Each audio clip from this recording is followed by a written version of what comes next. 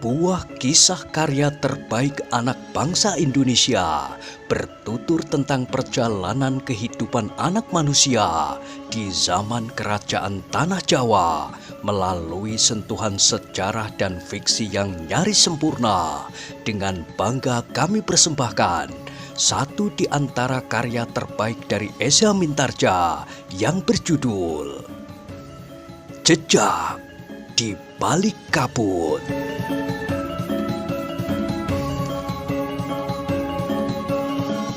Pada kesempatan yang sangat baik ini, kita masuk pada episode yang ke-154. Selamat menikmati.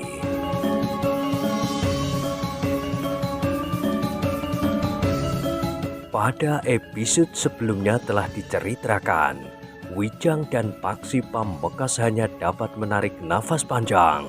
Mereka tidak dapat berbuat apa-apa menyaksikan kebengisan orang-orang padepokan itu. Padepokan yang memang mereka cari. Karena padepokan itu agaknya dipimpin oleh seorang yang disebut Ki Gede Lenglengan. Ternyata setiap orang harus mengalami 10 kali pukulan rotan oleh orang-orang yang memiliki tenaga dan kekuatan yang sangat besar. Sedangkan kelima orang itu pun sama sekali tidak berbelas kasihan terhadap kawan-kawannya sendiri. Namun Wijang dan Paksi Pambekas harus mengagumi kesetiaan kelima orang yang sedang dihukum dengan pukulan rotan itu. Tidak seorang pun di antara mereka yang terdengar mengeluh. Mereka masih juga mengangkat wajah mereka dan memandang orang-orang yang mengayunkan rotan ke tubuh mereka itu.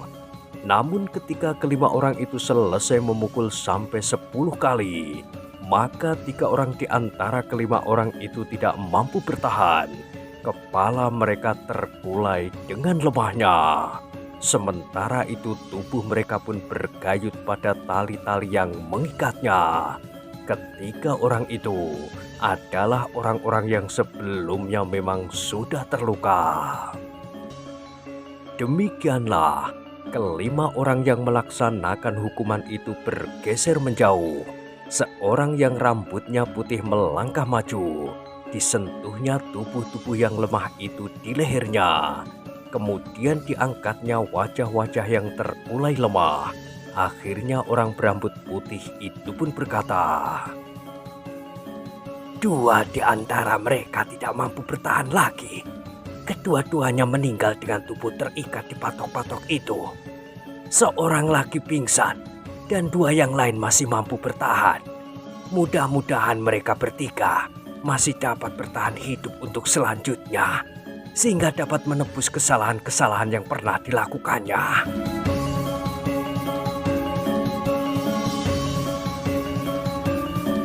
Wijang pun kemudian berdesis perlahan.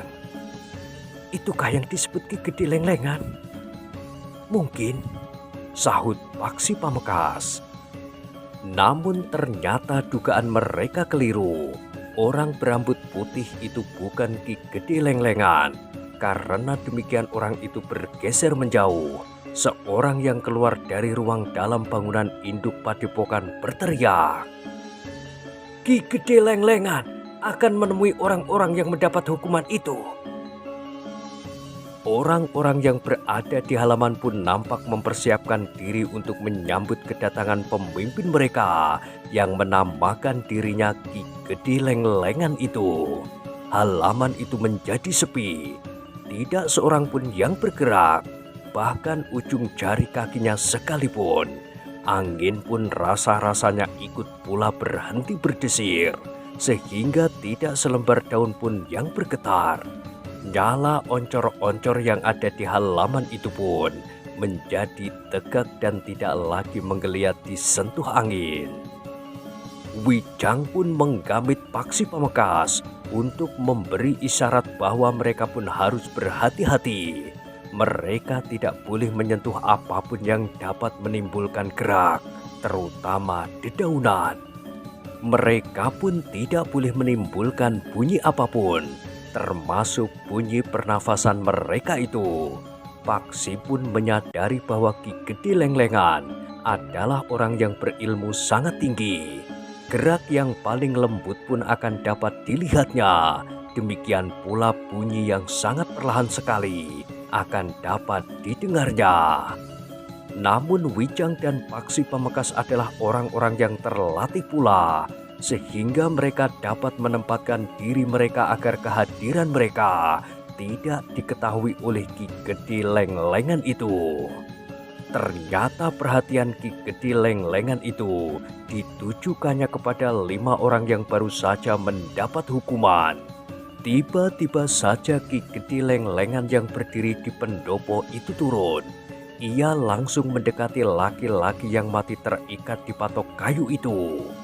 Wijang dan Paksi Pamekasan hampir saja tidak dapat menahan diri untuk saling berbicara. Mereka melihat Ki Gede Lenglengan itu memeluk seorang di antara mereka yang terbunuh oleh hukuman cambuk itu.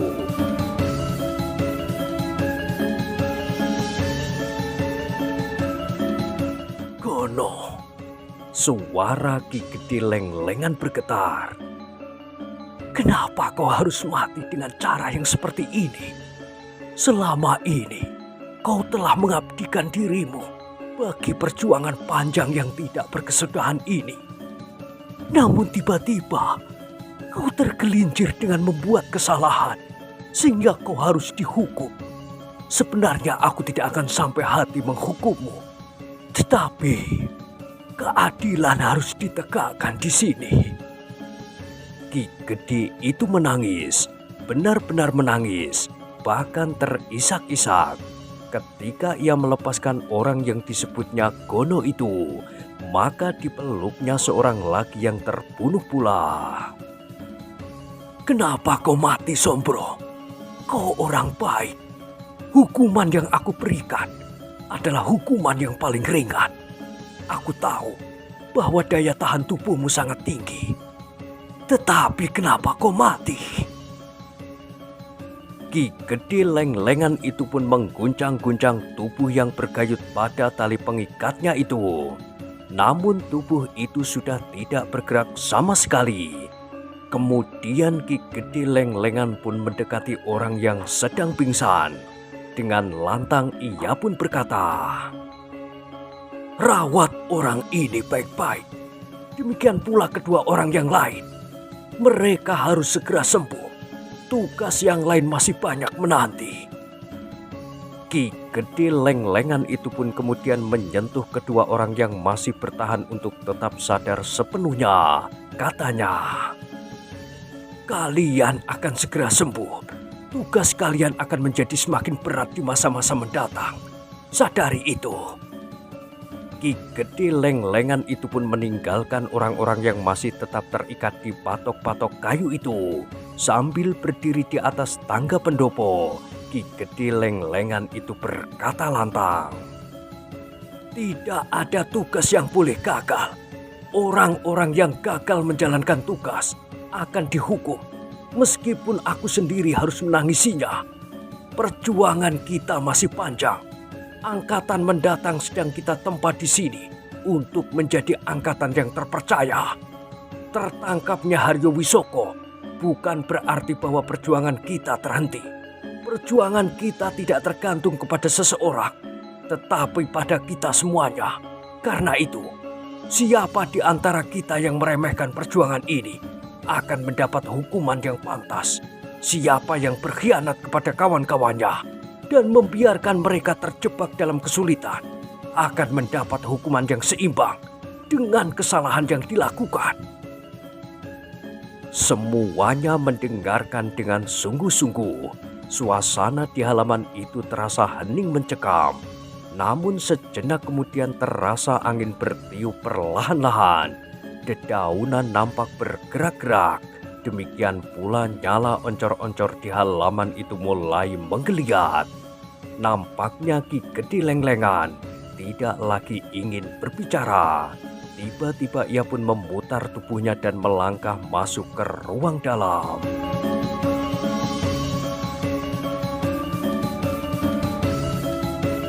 Yang kemudian berbicara adalah orang yang bertubuh tinggi besar dan berdada bidang itu. Dengan suaranya yang mengguntur, orang itu pun berkata, "Kembalilah ke dalam barak kalian masing-masing. Perintah-perintah berikutnya akan diberikan kemudian, kecuali mereka yang bertugas merawat orang-orang yang mendapat hukuman ini." Wijang pun kemudian telah menggamit Paksi Pamekasan. Dengan cepat mereka berdua meninggalkan tempatnya dan bergeser menyelinap di antara gerumbul-gerumbul perdu menuju ke bagian belakang dari padepokan itu. Di bagian belakang padepokan itu mereka menemukan halaman yang tidak terlalu luas. Di halaman itu terdapat kolam-kolam ikan. Di antara kolam-kolam itu tertanam beberapa jenis pohon buah-buahan.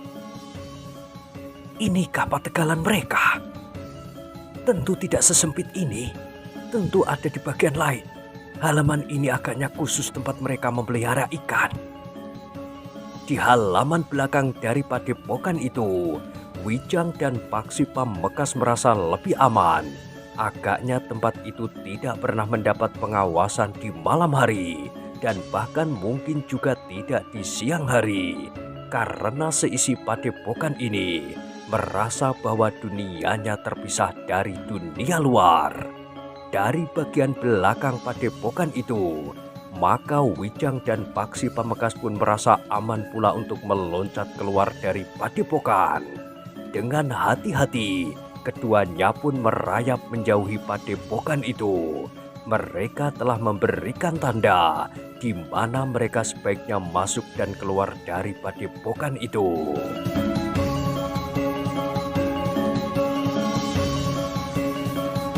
Malam itu juga, keduanya berusaha kembali ke gubuk mereka. Dalam gelapnya malam, mereka memerlukan waktu berlipat untuk sampai ke gubuk mereka. Di dini hari keduanya pun berbaring di atas dua helai ketepi yang dianyam dari daun kelapa. Namun keduanya pun tidak langsung dapat tidur. Keduanya masih juga berbincang beberapa lama. "Aku belum melihat adikku," desis Paksi Pamekasan. "Kita tidak tergesa-gesa. Kita harus sabar dan berhati-hati." Paksi menarik nafas dalam-dalam. "Tidurlah," berkata Wijang. "Biarlah aku berjaga-jaga agar kita tidak menjadi makanan harimau tanpa perlawanan." "Kau sajalah yang tidur. Sulit bagiku untuk dapat tidur." Wijang tertawa. Katanya, "Hehehe, jika demikian, kita berdua tidak tidur malam ini. Tidak apa-apa, besok kita tidak diburu oleh kerja apapun." Sebenarnya lah, keduanya memang tidak tidur malam itu. Menjelang fajar keduanya sudah bangkit. Keduanya pun kemudian turun ke pancuran kecil di pinggir kali itu. Ketika matahari terbit, maka keduanya pun telah bersiap-siap untuk menelusuri sungai kecil itu. Mereka ingin melihat-lihat apakah yang ada di tepian sungai itu di arah yang lebih tinggi. "Kita makan pisang," berkata Paksi Pamekasan. "Iya, kita dapat makan pisang masing-masing 2 atau 3 buah. Itu sudah terlalu banyak bagi kita." Paksi Pamekasan mengangguk-angguk, sementara Wijang pun berkata, "Dalam satu jenis laku yang harus aku jalani, dalam 3 hari hanya makan sebuah pisang saja sehari dan seteguk air putih. Ternyata aku dapat bertahan dalam keadaan kewadakan yang cukup baik." "Keadaannya memang berbeda," sahut Paksi Pamekasan. "Dalam menjalani laku, kita dapat melakukan sesuatu yang tidak dapat kita lakukan dalam keadaan yang wajar." Wijang tersenyum. Katanya, "Jika demikian, anggap saja kita sekarang sedang menjalani laku." Paksi pun tertawa pula. Sejenak kemudian setelah makan masing-masing 2 buah pisang raja, keduanya telah berangkat menelusuri tebing sungai. Sekali-sekali Wijang dan Paksi Pamekasan melihat sesuatu yang menarik perhatian mereka. Agaknya tebing sungai yang mereka lewati itu pernah disentuh tangan seseorang. "Kau lihat patok bambu itu, Paksi?" bertanya Wijang. Paksi Pambekas mengangguk. Katanya, "Iya, tidak mungkin patok itu begitu saja tertancap di situ dengan sendirinya. Nampaknya seperti tanda-tanda. Mungkin pada suatu hari di tempat ini lewat atau mungkin tersesat seseorang. Tetapi mungkin orang itu dengan sengaja melihat-lihat keadaan tempat ini dan meninggalkan tanda-tanda." Paksi Pambekas tidak menjawab. Namun keduanya melangkah terus, menyusuri pinggiran sungai kecil yang bertebing curam tetapi tidak begitu dalam itu. Lingkungan yang mereka lalui memang merupakan lingkungan yang sulit. Batu-batu padas yang licin, gerumbul-gerumbul perdu, dan ketika mereka menyusup semakin tinggi, maka mereka pun melihat bagian dari hutan lereng gunung yang semakin lebat. Tetapi keduanya tidak berhenti. Setiap kali mereka melihat pertanda yang ditinggalkan oleh tangan seseorang.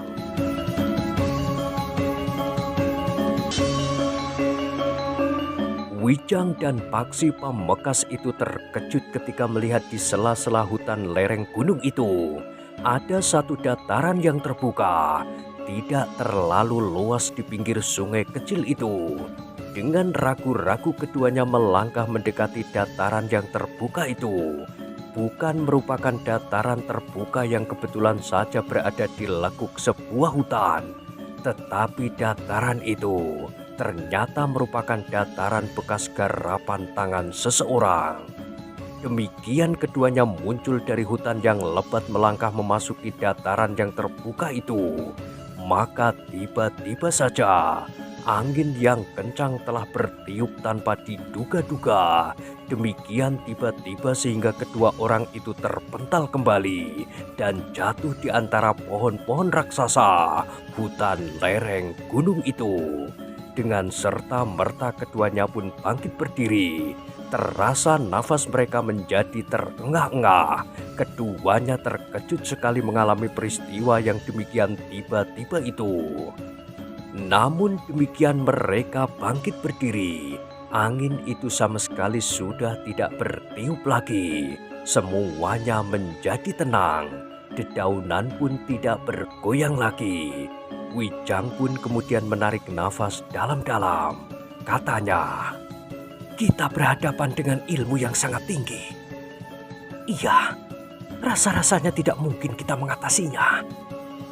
Kita akan mencoba sekali lagi. Kita akan mengerahkan kemampuan kita untuk bertahan. Seberapa jauh kekuatan ilmu itu mampu mendorong kita dan melemparkan kita kembali ke dalam hutan ini." Paksi Pambekas pun mengangguk-angguk. Ia pun segera membuat ancang-ancang. Dikerahkannya segenap kemampuannya untuk melawan arus angin yang sangat kencang itu. Wijang pun telah membuat ancang-ancang itu. Sejenak kemudian, keduanya pun telah bersiap di bibir hutan itu. Dengan mengerahkan segenap kekuatan, kemampuan dan pegangan ilmu yang mereka miliki, maka keduanya telah melangkah memasuki dataran yang terbuka itu sekali lagi. Namun demikian mereka melangkah masuk, maka angin pun telah berhembus dengan kencangnya, mendorong keduanya kembali ke dalam hutan. Namun keduanya berusaha untuk bertahan. Mereka telah mempersiapkan diri untuk melawan angin yang keras itu. Untuk beberapa saat keduanya dapat bertahan. Namun kemudian Paksi Pambekas pun mulai menjadi goyah. Kakinya mulai bergetar. Sementara tanah tempatnya berpijak seakan-akan perlahan-lahan mulai bergeser pula. Namun Wijang masih tetap berdiri di tempatnya. Kekuatan, kemampuan dan pegangan ilmunya dikerahkannya. Kakinya seakan-akan telah menghunjam ke bumi sehingga Wijang itu tidak tergoyahkan oleh dorongan angin yang demikian kerasnya. Bahkan Wijang itu pun kemudian berkata, "Ulurkan tongkatmu kepadaku." Paksi Pamekasan tidak menjawab, tetapi diulurkannya tongkatnya kepada Wijang. Wijang telah menyambar ujung tongkat itu sambil berkata, "Berpeganglah erat-erat, mudah-mudahan kita tidak akan hanyut." Paksi Pamekasan pun berpegang tongkatnya dengan eratnya, sementara ujung yang lain dari tongkatnya itu dipegang oleh Wijang. Dengan demikian maka Paksi Pamekasan pun seakan-akan telah bergayut pada kekuatan kemampuan ilmu Wijang. Meskipun Paksi Pamekasan sendiri juga ikut berusaha untuk tidak terlempar kembali ke dalam hutan.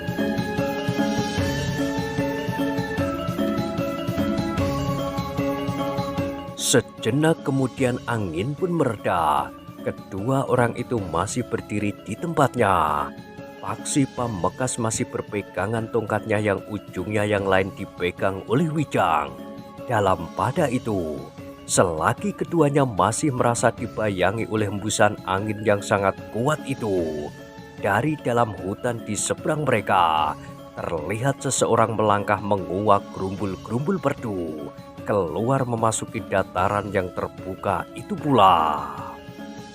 Seorang yang sudah tua, janggut dan rambutnya yang terjuntai di bawah ikat kepalanya yang lusuh, sudah nampak putih seperti perak.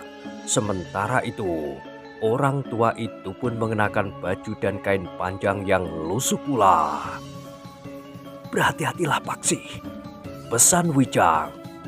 "Kita akan berhadapan langsung dengan orang yang telah menghembuskan angin yang melemparkan kita kembali ke dalam hutan itu." Paksi Pamekasan pun menjadi sangat berhati-hati. Wijang sudah tidak lagi memegang tongkatnya di tanah. Jika sekali lagi ia terdorong oleh kekuatan angin yang sangat besar itu, ia akan menopang tubuhnya pada tongkatnya itu. Bukan hanya anginnya saja yang akan dapat melemparkan mereka kembali ke dalam hutan, atau bahkan melemparkan mereka ke dunia yang lain, karena ilmu orang itu tentu sangat tinggi. Namun orang tua yang berjanggut putih dan berpakaian lusuh itu telah mengatupkan kedua telapak tangannya di depan dadanya. Sambil membungkuk hormat, orang itu pun berkata, "Aku mengucapkan selamat datang kepada Angger berdua."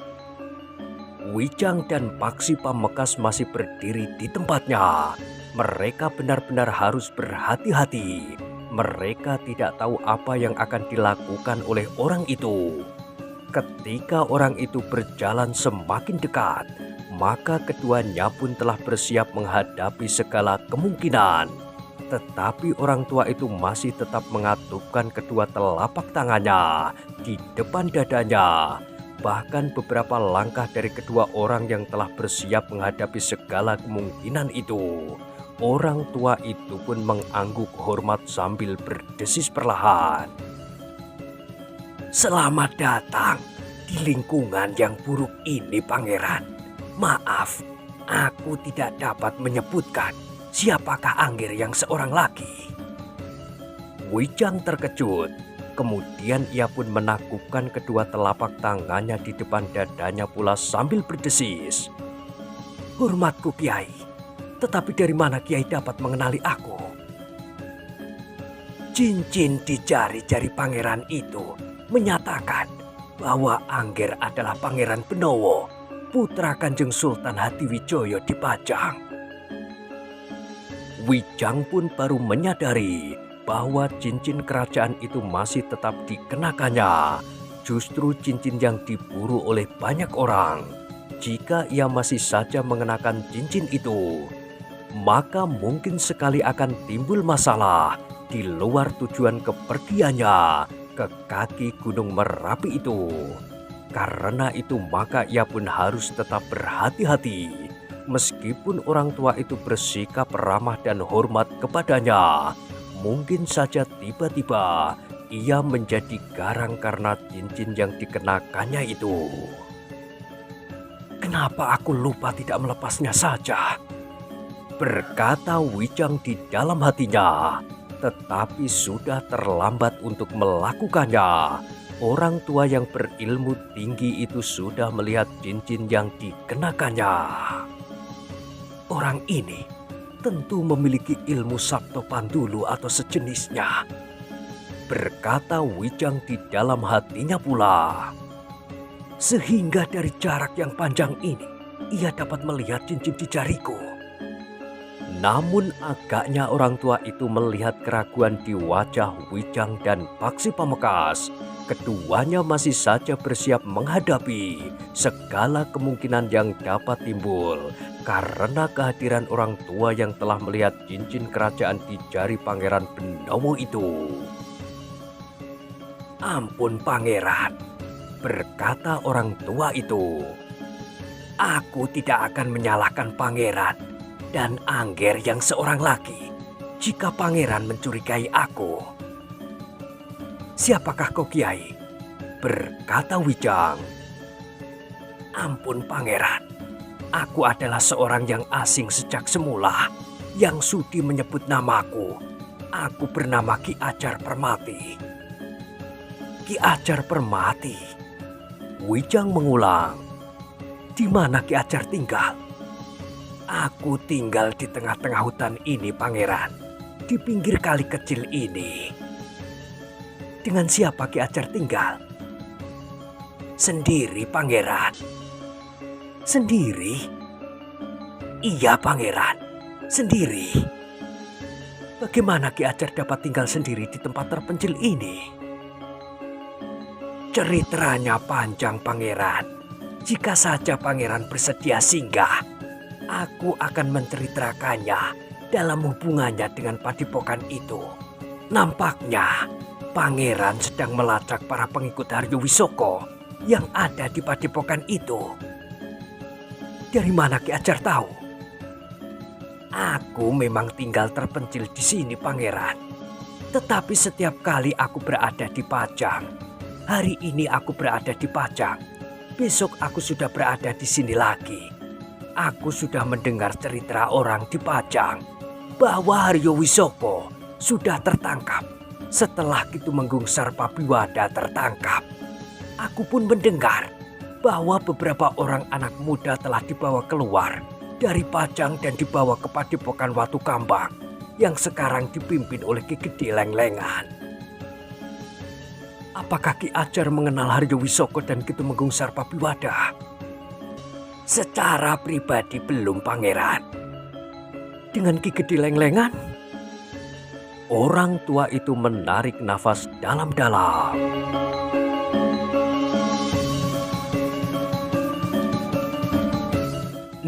Nah, bagaimanakah kisah selanjutnya? Silahkan ikuti terus kisah Jejak di Balik Kabut pada episode berikutnya. Sampai jumpa.